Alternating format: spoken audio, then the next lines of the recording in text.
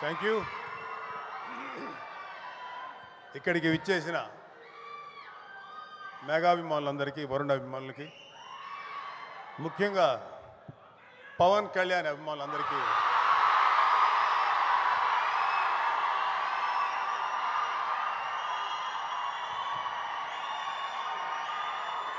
ఇప్పుడే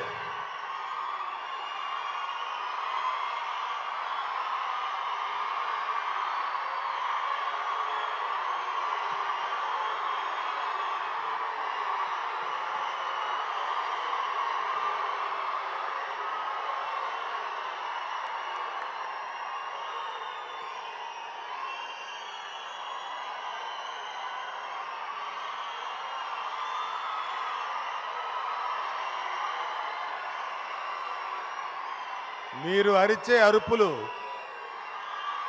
ఎవరి గుండెల్లో రైళ్లు పరిగెత్తాలో వాళ్ళ గుండెల్లో రైళ్లు పరిగెత్తాలి. బాగా అరవండి. Thank you. Thank you. ఇప్పుడే కలిసి వచ్చాను. కళ్యాణ్ బాబు దగ్గరికి వెళ్ళి ఇట్లే వస్తున్నా.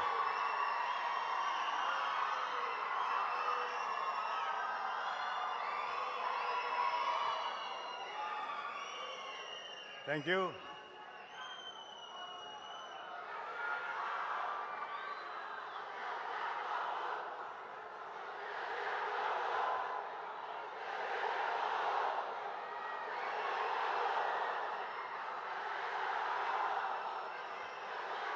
Thank you. ఇంకా మీ ఎనర్జీ అంతా దాచుకొని ఈ నెల ఈ ఇయర్ 2024లో రాబోతున్న జనరల్ ఎలక్షన్స్లో మీ సత్తా చూపించండి. ఆర్మీ వాళ్ళలాగా, మిలిటరీ వాళ్ళలాగా గన్స్కి వీటికి ఎదురెళ్ళక్కర్లా. చేతిలో ఒక ముద్ర ఉంటుంది, గుద్దండి దాని మీద. Janasena TDP alliance. Thank you. యాక్చువల్గా 1 సెకండ్ అమ్మా ప్లీజ్. ఇంకేంటంటే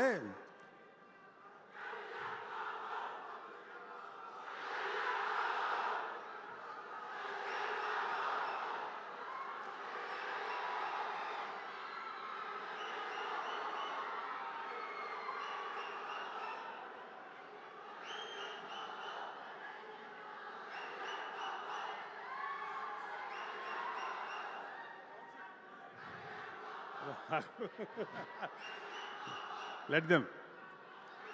వాళ్ళకి చాలా ఎనర్జీ ఉంటుంది.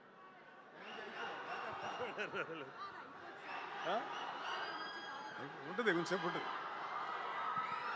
మీ ఎనర్జీ గురించి మాట్లాడుకుంటున్నాం.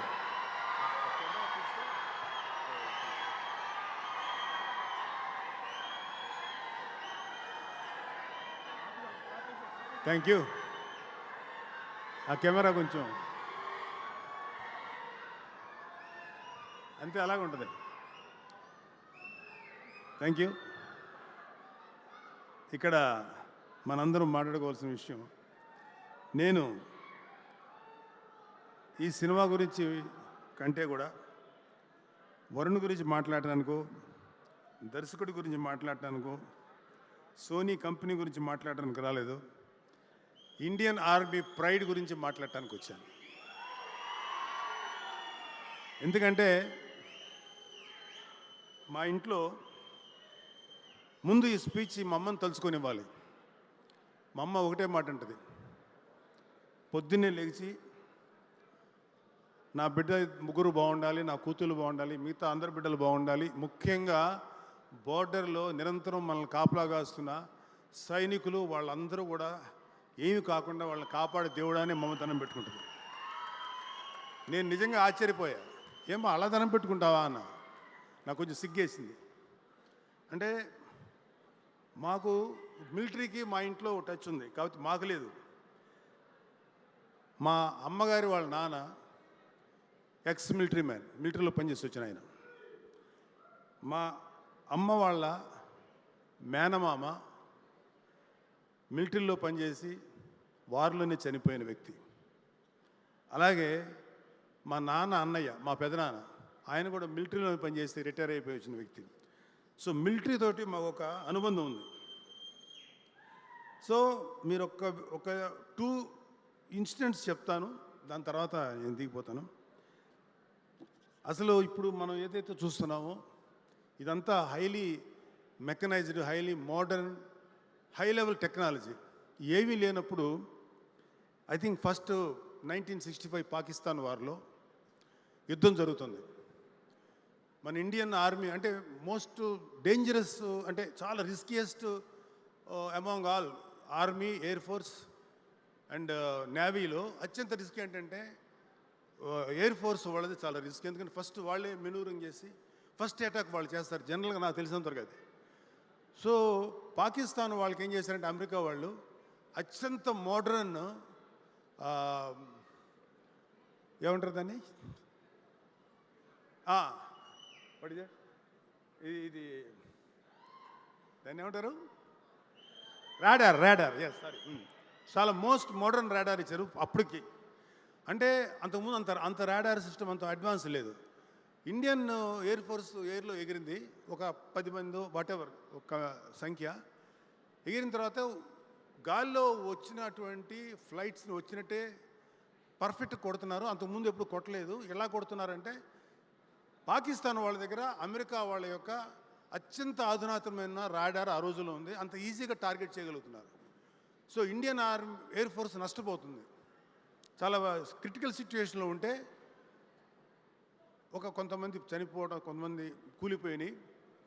ఇద్దరు వ్యక్తులు మాత్రం అందరినీ వెనక్కి వచ్చేయమంటారు. ఎయిర్ ఫోర్స్లో ఎప్పుడు ఏమిటంటే రిట్రీట్ అనేది ఏదో ఉంటుంది కుదరినప్పుడు. వాళ్ళిద్దరు మాత్రం ఇద్దరు ఉన్నారు, ఆలీ బ్రదర్స్, అన్నదమ్ములు. ఇది మా పెదనాన్నగారు నాకు చెప్పిన విషయం. అన్న ఇక్కడే ఉంటే వీళ్ళు మళ్ళీ వచ్చి మళ్ళీ అటాక్ చేస్తారు, మనకి ఎయిర్ ఫోర్స్ వాళ్ళు మన బాసులు ఇచ్చినటువంటి ఈ కమాండ్ని మనం యాక్సెప్ట్ చేస్తే మళ్ళీ నష్టం అవుద్ది. కానీ మనం ఏదైనా తప్పు చేస్తే మనం కోర్టు మార్షల్ చేస్తారు, ఈవెన్ చచ్చిపోయిన తర్వాత కూడా. కానీ అయినా పర్లా, కంట్రీ బాగుంటుంది. మన ఎయిర్ ఫోర్స్ చాలా బాగా యుద్ధం చేస్తే తద్వారా ఫాలో అవుతున్న ఆర్మీ అంతా చాలా ఎఫెక్టివ్గా పనిచేస్తుందని తెలుసుకొని వాళ్ళిద్దరూ దే ఐడెంటిఫైడ్ ఎక్కడ రాడార్ సిస్టమ్ ఉందో. మేబీ చాలా పెద్దవి ఉండొచ్చు, ఎంత పెద్ద హ్యూజ్ స్పేస్లో ఉండొచ్చు ప్లేస్లో. ఈ విమానాలన్నీ వెనక్కి వెళ్ళిపోయినాయి, రిట్రీట్ అని చాలా వరకు. వాళ్ళిద్దరూ Ali brothers, own brothers, they are pilots. ఇద్దరూ కరెక్ట్గా గురి చూసి చెరొక వైపు నుంచి కరెక్ట్గా రాడార్ సిస్టమ్ని కొట్టేసి ధ్వంసం చేశారు. ఫస్ట్ సూయిసైడల్ కమాండోస్ వాళ్ళు, మళ్ళీ దెబ్బకి పాకిస్తాన్ తేరుకోలేదు. ఇండియన్ ఆర్మీ అద్భుతంగా యుద్ధం చేసి చాలా గొప్ప విజయం సాధించింది. అలాగే ఇంకొక ఇన్సిడెంట్ 1962లో చైనా వార్ వచ్చింది. దాన్ని బ్యాటిల్ ఆఫ్ రిజంగ్లా పాస్ అంటారు. ఇది చాలా ఇంట్రెస్టింగ్ ఉంటుంది. మీకు ఎవరికైనా ఓపిక ఉంటే యూట్యూబ్లో దొరుకుతుంది, చూడండి. దాని హెడ్ ఎవరంటే major Shaitan Singh. Is from Haryana, Kumaon regiment నుంచి వచ్చిన వ్యక్తి. ఆయన ఈ చైనా వార్లో ఇండియా ఓడిపోయింది జస్ట్ బికాజ్ ఆఫ్ ఇండియన్ అలియన్ విధానం, వాట్ ఎవర్. ఇండో చీనీ బాయ్ అంట నెహ్రూ గారు పెట్టినటువంటి ఒక మోస్ట్ ఇన్ఎఫిషియంట్ స్లోగన్ వల్ల హ్యూజ్గా ఇండియన్ ఆర్మీ లాస్ అయిపోయింది. కొన్ని వేల మంది చనిపోయారు. అయితే అలాంటి యుద్ధంలో కూడా ఇండియన్ ఆర్మీ చూపించిన వన్ ఆఫ్ ద గ్రేటెస్ట్ యుద్ధం ఏంటంటే, అద్భుతమైన వాళ్ళ వీరత్వం చూపించిన యుద్ధం ఏంటంటే రెజంగ్లా పాస్. ఇది ఇక్కడ ఇది మన టిబెట్టా, వాట్ ఇది, టిబెట్ కాదు. సో మన ఇండో చైనా బార్డర్, మనందరం మనకన్నా ఐ ఫర్గాట్ దట్ నేమ్. అక్కడ వీళ్ళని తీసుకొని వెళ్తున్నాడు, అక్కడ హోల్డ్ చేస్తారు. అక్కడి నుంచి ఇండియన్ బార్డర్లోకి చైనీస్ ఎంటర్ అవ్వబోతున్నారు. అక్కడ మన సైతాన్ సింగ్ అనేటువంటి మేజరు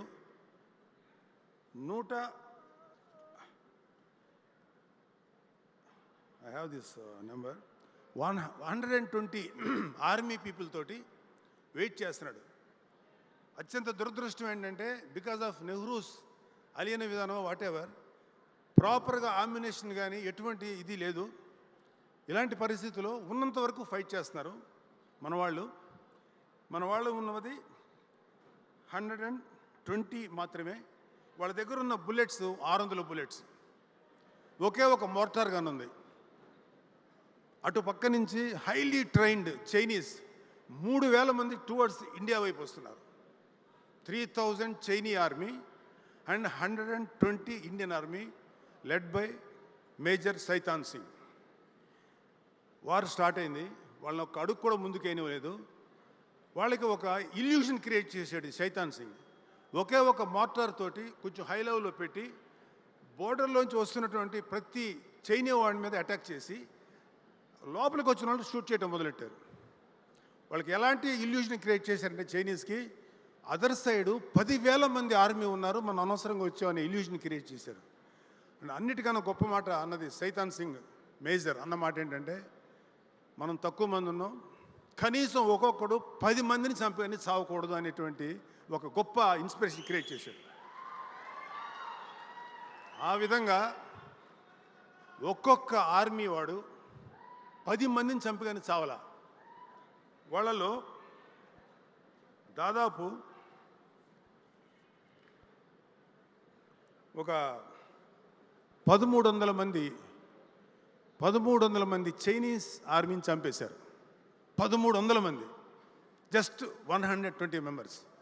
మన వాళ్ళు ఆ గ్రేటెస్ట్ ఆ వార్లో అద్భుతమైనటువంటి ఆ యొక్క యుద్ధంలో ఇంచుమించు 108 మంది చచ్చిపోయారు.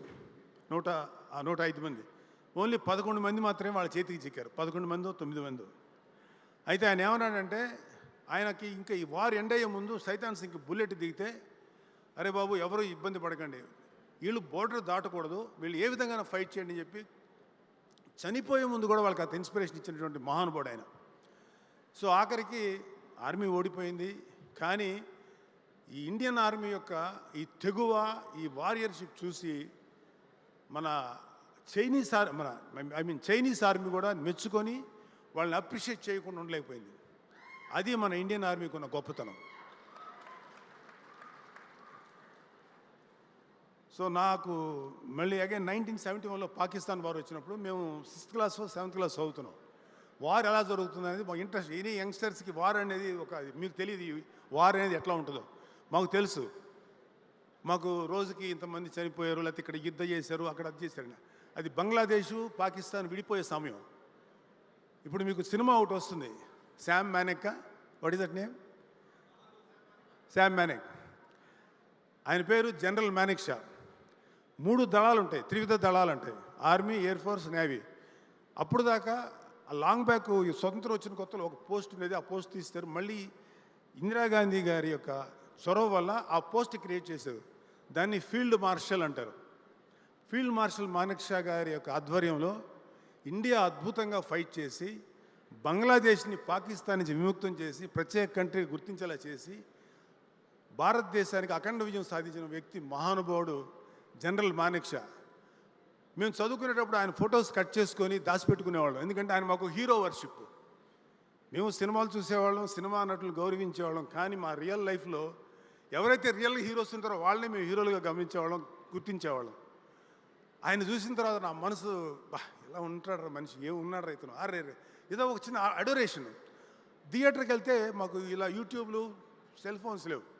మాకు థియేటర్లో ఇవి వచ్చాయి అనమాట, క్లిప్పింగ్స్ వచ్చాయి ఆ ఇండియన్ న్యూస్ రీల్లో. అవన్నీ చూసి ఆయన నడవటం, ఆయన కమాండ్స్ ఇవ్వటం, వాయిసే ఉండదు కదా, ఆర్ఆర్ తప్ప. సో అలా ఆరాధనగా జరుగుతోంది. నా అదృష్టం ఒక రకంగా బ్లాడ్ లక్ ఏంటంటే, హైదరాబాద్ వచ్చిన తర్వాత నేను state bank of India main ఆఫీస్కి వెళ్తున్నా. ఒక మిలిటరీ డ్రెస్, ఇట్ సీమ్స్ ఆయన ముసలాయన అయిపోయాడు, ఒక పెద్ద ఆయన, ఒక ఆర్మీ పర్సన్ ఒక అతను ఉన్నాడు.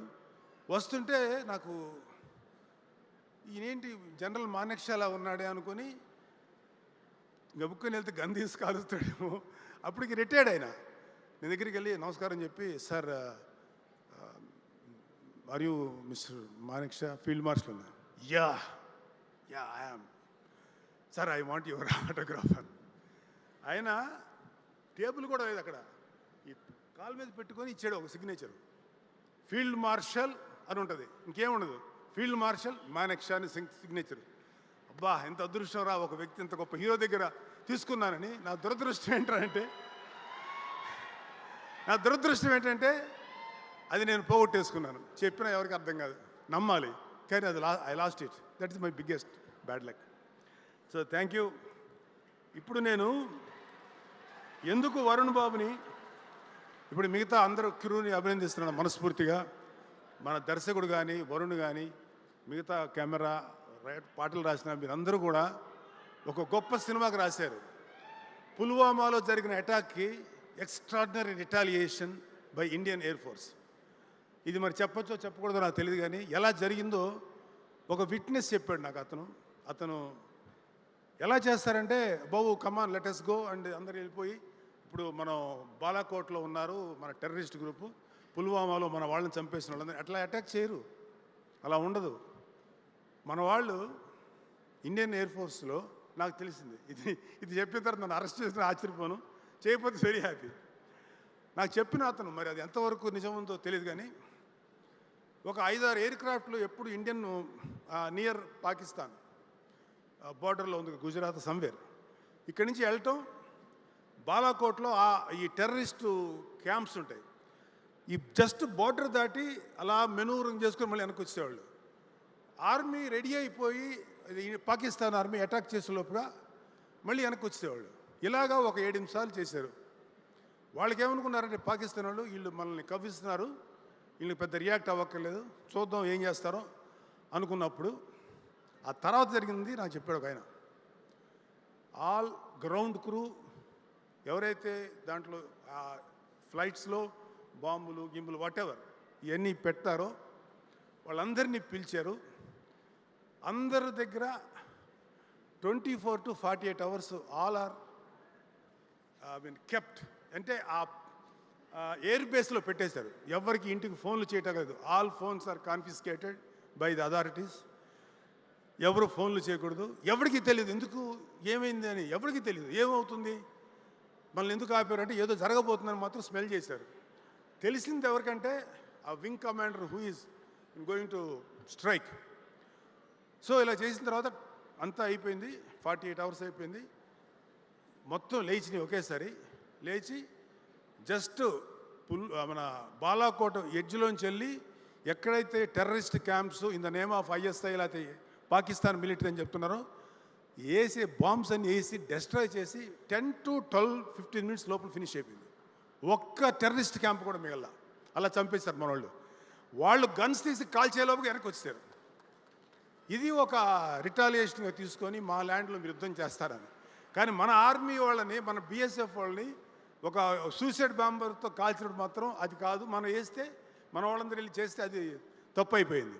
సో దాట్ మన వాళ్ళు తీసుకున్న రిటాలియేషన్ ఫర్ దిస్, ఈ రిటాలియేషన్కి అద్భుతంగా సహకరించి మన ఇండియన్ ఆర్మీ ప్రైడ్ నిలిపారు చూడండి ఒకే ఒక మహానుభావుడు, that is Narendra Modi, greatest leader.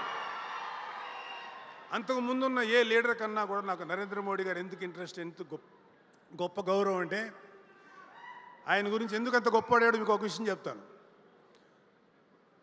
మన శ్రీనగర్లో జెండా కట్టడానికి వణికిపోయేవాళ్ళు హిందూస్. ఈ ఇస్లామిక్ టెర్రరిస్టులు అంతమంది ఉండేవాళ్ళు అక్కడ. మంచి అమాయకులు అయిన ముస్లిమ్స్తో పాటు వాళ్ళు కూడా ఉండేవాళ్ళు.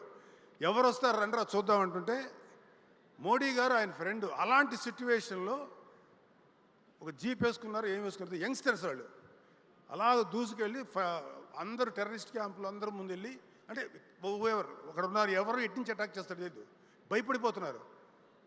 శ్రీనగర్ మంచి ప్లేస్లోనూ సమ్ ఇంపార్టెంట్ ప్లేస్లో ఒక అద్భుతంగా జెండా ఇండియన్ ఫ్లాగ్ని ఆవిష్కరించి జనగణమన పాడి సెల్యూట్ చేసి వచ్చేసారు. మళ్ళీ దొరకలే, అంత ఫాస్ట్ వెనక్కి వచ్చేసారు. That is Modi.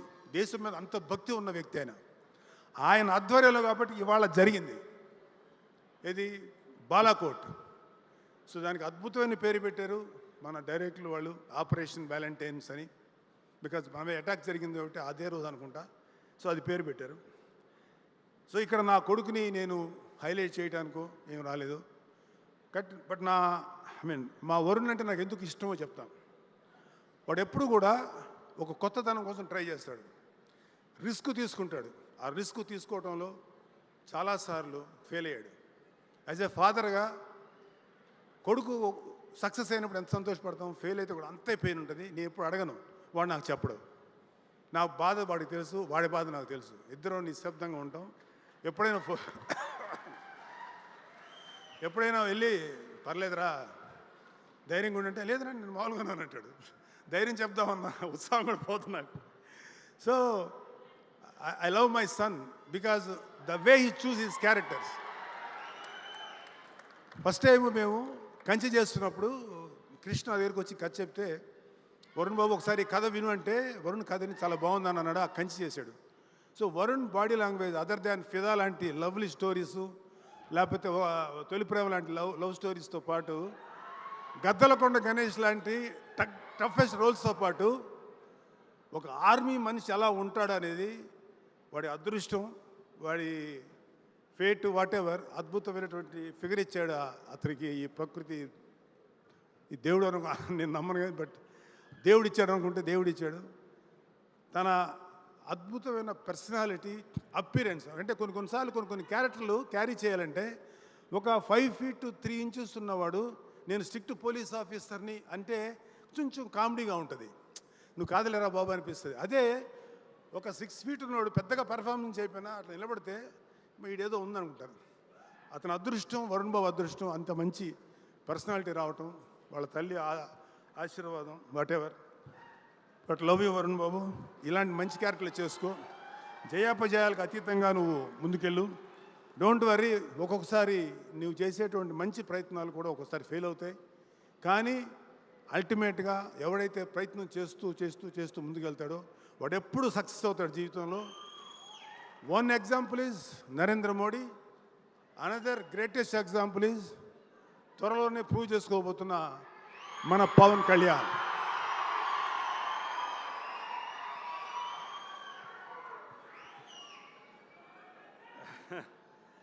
So thank you. చాలా ఎక్కువసేపు మాట్లాడాను. మీకు ఎవరికైనా బోర్ కొట్టించుంటే క్షమించాలి. కానీ మన ఇండియన్ ఆర్మీని మనం గౌరవించుకోకపోతే నాకు ఇది ఒక అద్భుతమైన అవకాశం. నేను ఏ సినిమాల్లో మీకు గమనించుంటారు లేదు, నేను ఈ మధ్యలో ఏ సినిమాలోకి గెస్ట్గా కూడా వెళ్ళా, ఇంక్లూడింగ్ వరుణ్ సినిమా. ఈ సినిమాకి ఇలాగా మా అన్నయ్య గారు వస్తున్నారంటారు, నేను కూడా రావచ్చా అని అడిగా. నువ్వు రావు కదా నాన్న అన్నాడు. లేదురా వస్తాను. Just I want to share my feelings about our Indian army. చెప్పాలనిపిస్తుందిరా రా అంటే రమ్మన్నాడు. I'm very honoured. And another ఇది వరుణ్ ఒక చిన్న రిక్వెస్ట్. ఇప్పుడు నేను చెప్పబోతున్న అమౌంట్ పెద్ద అమౌంట్ కాకపోవచ్చు, కానీ నా తల్లి నాకు బర్త్డేగా మొన్న అక్టోబర్కి ఒక గిఫ్ట్ ఇచ్చింది, కొంత డబ్బు. ఆ డబ్బుతో కలిపి నేను కూడా కొంత జత చేసి చిన్న అమౌంటే ఒక 6 లక్షల రూపాయలు వీరనారి అంటే ఇండియన్ డిఫెన్స్ వారికి ఇచ్చేటువంటి, ఒక భర్తలు కోల్పోయినటువంటి స్త్రీలకి మనం ఇచ్చేటువంటి ఒక చిన్న కంట్రిబ్యూషన్ 6 lakhs. అది నాకు Varun with your my personal request is నువ్వు, డైరెక్టరు సిద్ధు, మీ ప్రొడ్యూసర్స్ ముగ్గురు వెళ్ళి బిఫోర్ రిలీజింగ్, ఎందుకంటే నేను కొంచెం మళ్ళీ ఊళ్ళు తిరగాల్సి వస్తుంది పొలిటికల్ పని మీద, నువ్వు ముగ్గురు కలిసి వెళ్ళి మీ ముగ్గురు కలిసి వెళ్ళి ఇచ్చి ఒక ఫోటో తీసుకొని నాకు పంపించండి. I will be very happy. Siddhu please ready. రేపు ఇవాళ సండే కదా, రేపు నీకు ట్రాన్స్ఫర్ చేస్తాను వరుణ్కి. Thank you. జై హింద్, జై జనసేన, జై Pawan Kalyan. Thank you so much Nagababu గారు.